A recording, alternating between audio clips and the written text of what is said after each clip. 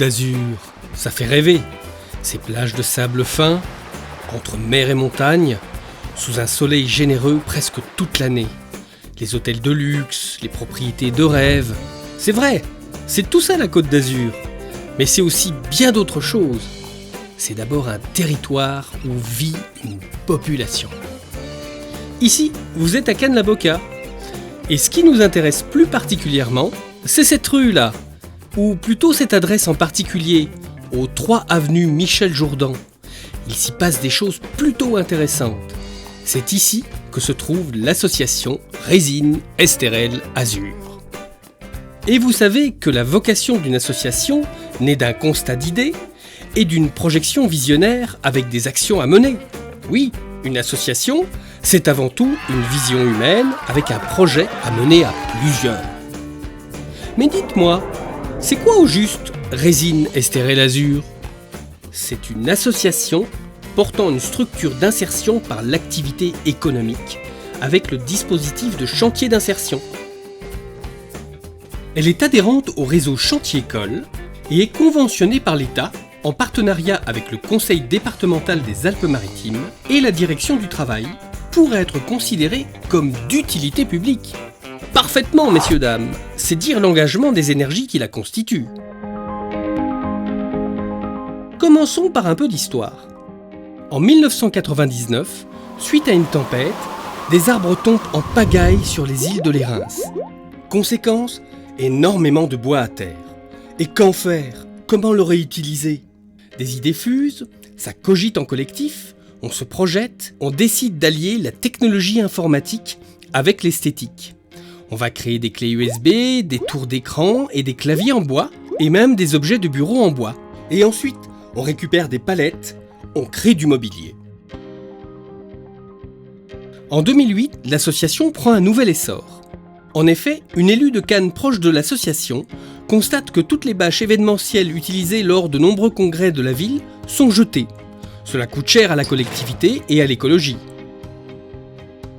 Là encore, on cogite, on se projette, et les idées de créer des objets en maroquinerie est lancée.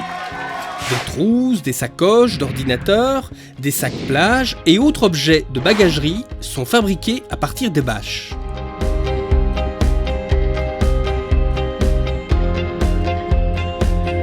En 2014, l'association ouvre une boutique à Grasse qui contribue à la mise en valeur d'une partie des créations et à la commercialisation des différents produits réalisés par les salariés en insertion.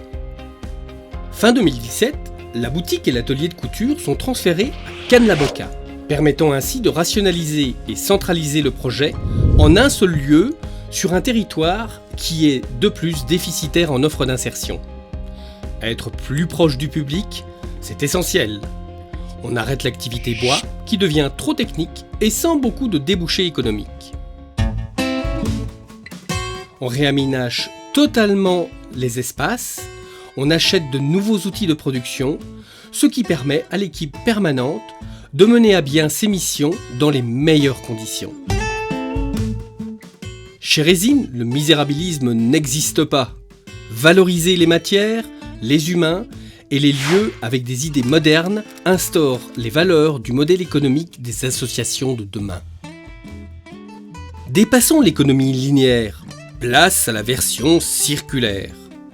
Mais comment cela marche-t-il en vrai ? C'est possible ? Eh oui, si l'humain est au centre du dispositif. Le public de l'association est avant tout formé par des femmes et des hommes qui ont besoin de reprendre une vie professionnelle et de retrouver une indépendance financière.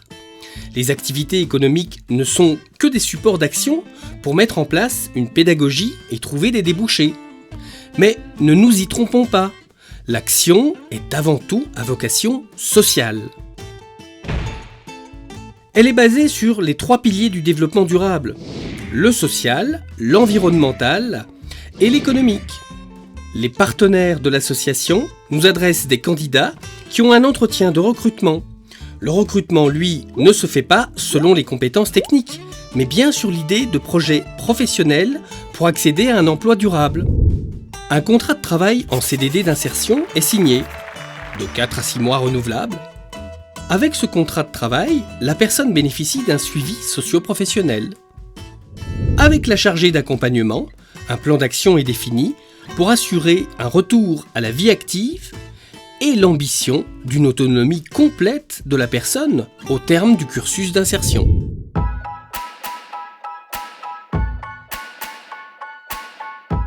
Comme pour toute association ou projet quel qu'il soit, le financement est un levier essentiel. L'aide au poste est un élément des politiques publiques de l'emploi, de la direction du travail, qui permet d'assurer les paiements des salaires du personnel en insertion. Les subventions du conseil départemental aident l'association à mener ses actions avec les encadrants.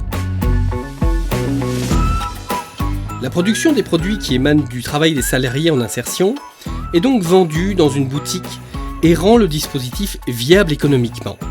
Enfin, pas vraiment encore, mais l'objectif est bien là. Rendre pérenne cette idée basée sur l'économie sociale et solidaire.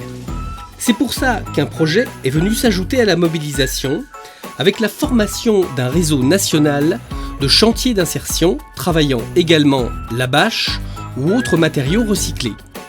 Ce réseau, Métamorphose, va émuler la viabilité économique du projet. Les débouchés peuvent être plus nombreux par la force du réseau et des énergies qui le constituent. L'activité économique solidaire par le travail et l'insertion. Tout un programme. Moi, je m'appelle Jean Evesque. Mon rôle ? Organiser le fonctionnement des services et des produits qui constituent l'activité économique de l'association. Ça fait 2 ans que je fais ça. J'ai pour principal objectif le partage des savoirs et des savoir-faire autour du travail, dans un souci écologique, qui pousse chaque atelier à acquérir, au fur et à mesure de son avancée, de nouvelles connaissances dans ses pratiques quotidiennes pour les transmettre tour à tour à chaque nouvel arrivant. Je ne suis pas seul dans l'aventure. Sylvie Le Bourris a repris la direction en 2017 et est à l'origine de la réorganisation et de la réhabilitation des locaux depuis 2018. Elle est en charge du développement des activités et de la viabilité économique de l'association. Mais il y a aussi Fabienne, Lia, Consuela.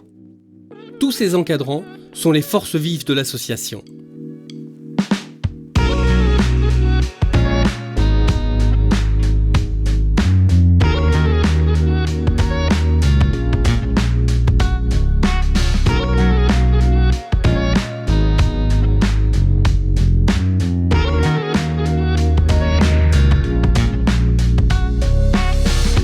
L'idée est de permettre la rencontre de différents publics en insertion autour des activités de l'association. La collecte des rebuts de bâches publicitaires et d'échantillons de catalogues de tissus qui sont valorisés en produits uniques, mais aussi variés que des sacs, des besaces ou des porte-monnaies, des porte-cartes ou même des trousses et des coussins. Les bâches sont nettoyées, découpées, triées, stockées, confectionnées et distribuées. Chaque phase de travail est répartie au sein de notre atelier, favorisant l'insertion entre l'ensemble de nos salariés, selon leur capacité à gérer les différentes étapes, jusqu'à la confection finale de tous les produits dans une démarche éco-responsable. Un moyen innovant et original d'agir pour l'environnement, en inventant et en accompagnant chaque nouveau modèle jusqu'au stade de la commercialisation. Recycler les différents supports de communication usagés des collectivités locales avoisinantes permet de les détourner de leur usage premier et d'accroître leur cycle de vie en leur offrant une seconde utilisation. C'est un véritable lien vertueux entre les acteurs de l'économie sur un territoire. Les gens appellent et l'association vient chercher les produits. Elle est d'ailleurs très identifiée et reconnue. Et c'est déjà ça. C'est un formidable pas en avant. L'association participe à un mouvement zéro déchet et tente de trouver de nouvelles filières. Même si certaines réglementations rendent la mise en œuvre complexe, l'effort est soumis à une réflexion collective.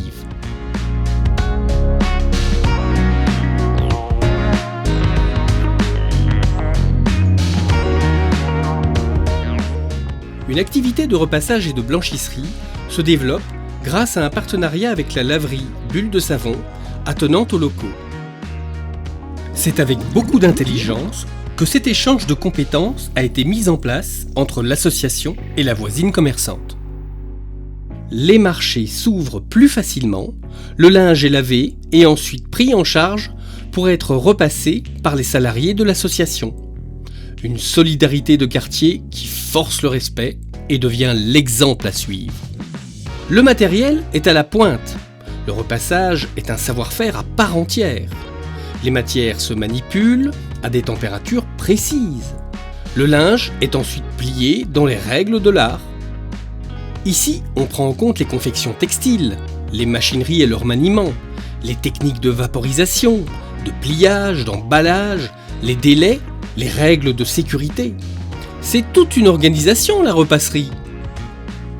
Et voilà, c'est tout ça, Résine Esther et Lazur, à Cannes-la-Boca, dans les Alpes-Maritimes, en France, sur cette planète, dans ce système solaire.